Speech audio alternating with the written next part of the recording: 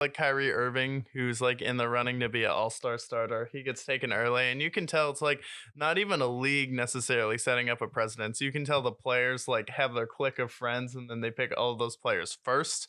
And then you have like Jokic, Lauri Markkanen, who just come in, do their work, not really friends with everybody. It's like nothing wrong with that. And then they get picked last in the draft. So that's another problem I had with it. But if we're really being serious and we want to make this a competitive game, it has to be for home court in the finals. I feel like we've said this before, but baseball does have the best all-star weekend when it comes to the game. It's competitive because they know they're actually playing for something.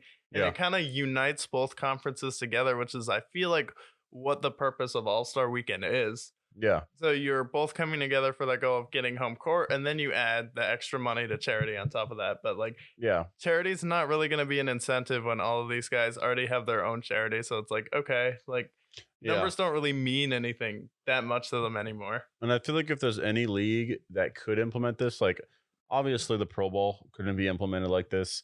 NHL, they could probably implement it with them. A league where it's a mid-season all-star game. MLB has it perfect. It's right slap dab in the middle of July, right at the middle point of the season, typically right around that 81 game mark. Yeah. So the All-Star game actually means something. You have the home run derby, which always is meaning something. And then the actual All-Star game, which is like the original All-Star game for any pro sport. It's like there's a magic behind it. There's an ambiance. You got the AL and the NL. They come together and it's great.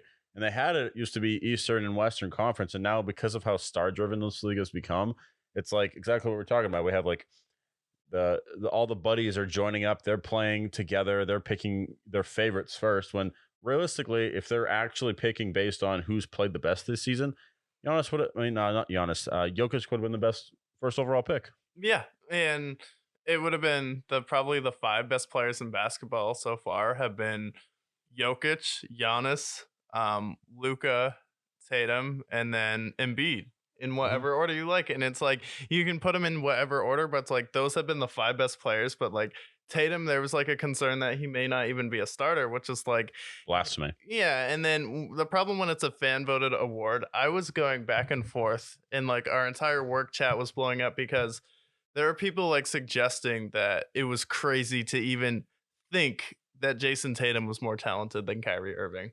That's crazy. And I'm like, first of Asinine. all, when you're talking about talent and God given gifts, first of all, something you can't take away athleticism, Tatum, Hmm. height, Tatum. He can shoot over more players. And it's like, who do you want to give the ball at the end of the game? It's like, it's Jason Tatum because, well, Kyrie did hit the biggest shot in the world. It's like they kept using the argument that he hit the shot in the finals. It's like, That's yeah, wild. but Tatum was the best player on his team getting to the finals. Kyrie Irving was carried by LeBron. And while he did play the best basketball of his career, LeBron was still playing better than him overall in that series. So it's like, you want to talk about who's more talented? Tatum is a more consistent shooter. Kyrie's a little bit more streaky. And it's like, sure, is he a better ball handler? Yes. But Tatum also has more talent on defense. I think he's more of an all-around player too. We mentioned the defense.